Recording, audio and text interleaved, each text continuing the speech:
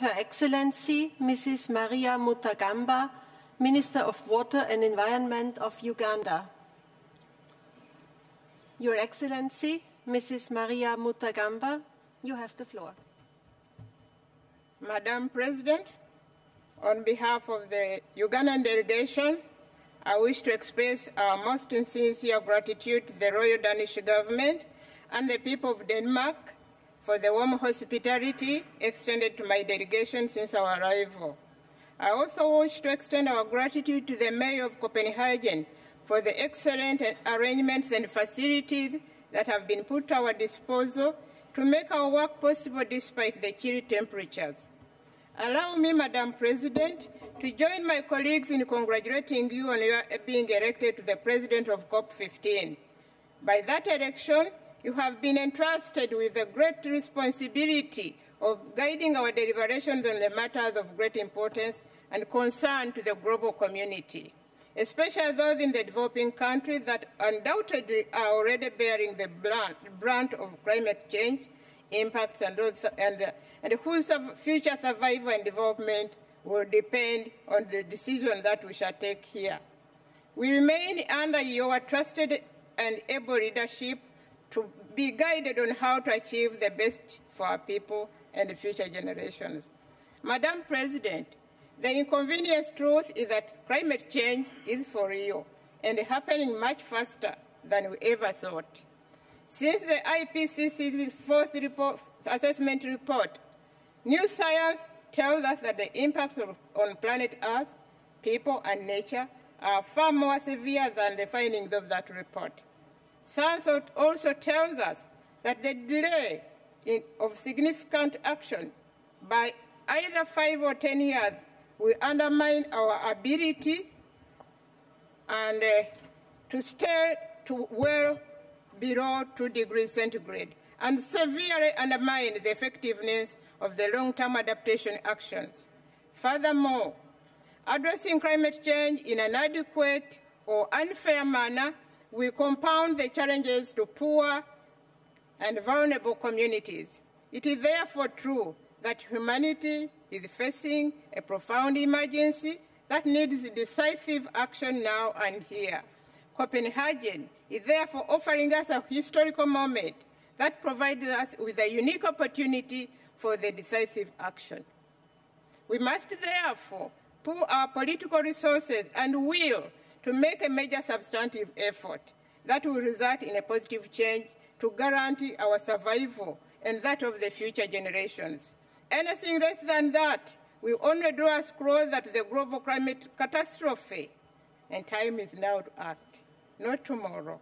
I want to believe that all of us who are here gathered have done so because we have the political will and obligation for a decisive action on climate change. So let the world see our action here in Copenhagen. Madam President, our history did not start yesterday, did not wake up to be in Copenhagen. Our historical journey to Copenhagen started with the adaptation of Montreal Action Plan in 2005 and the Bali Action Plan in 2007, which respectively created the mandate for the ad hoc working group on the Kyoto Protocol and the long-term cooperative action on climate change.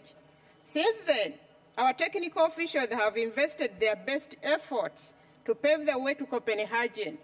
They have also encountered numerous obstacles in their efforts to generate consensus. The good news, however, that this has brought that through their discussions on the political side, now we understand better each other's concerns, and we hope that this understanding will lead to more common positions on the critical issues. Madam President, let me now turn to the specific issues that concern my country and my region, Africa.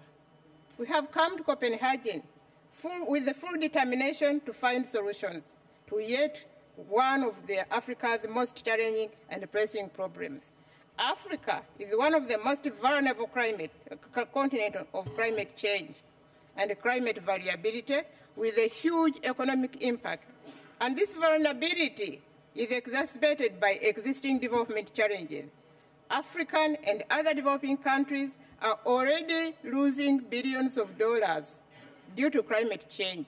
So any further global warming threatens reduction in crop yields. And in some African countries, this may be as much as 50% by year 2020. It also threatens increased water stress.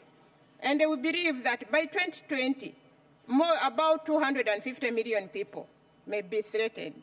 And by 2050, it could go to as big as 600 million.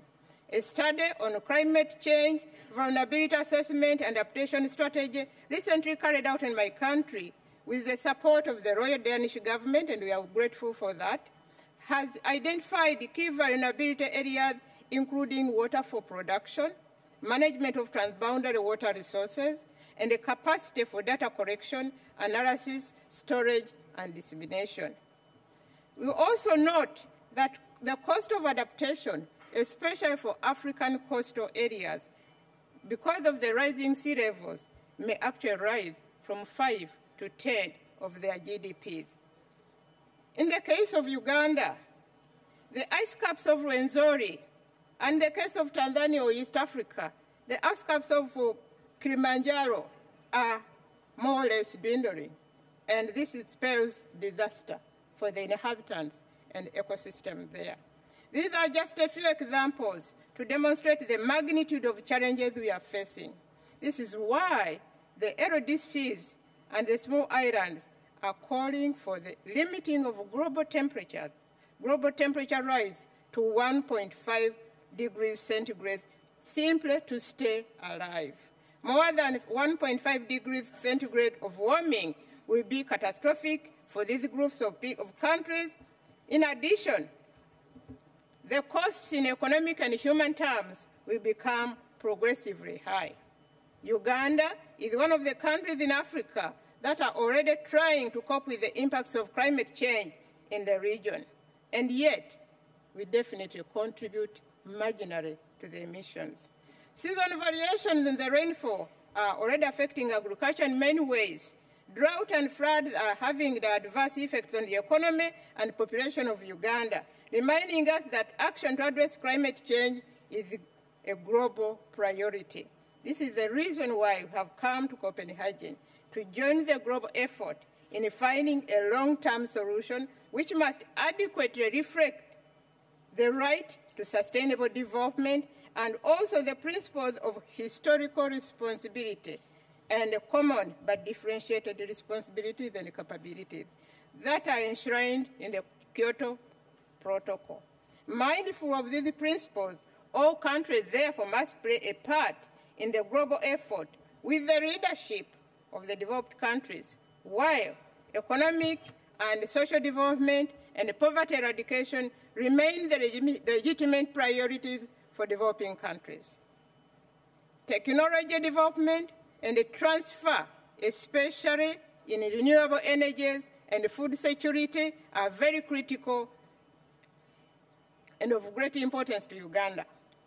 We need to disseminate information widely and effectively. When widely disseminated and used, this information can help us mitigate in the role of adaptation and mitigation. This, however, requires massive production and extensive dissemination of existing technologies, similar to the scale of the information communication technology. Indeed, such actions cannot be achieved without the cooperation of all key actors, including governments, intergovernmental organizations, the private sector, and civil society. We must learn from the digital technology revolution and what it offers in solving the seemingly insurmountable problem. There is need, therefore, to set technology objectives that are ambitious enough to deliver on the physical emission path needed, as well as adaptation needs that can be guided globally by the technical mechanism and national and international development towards low carbon and climate resilient economies.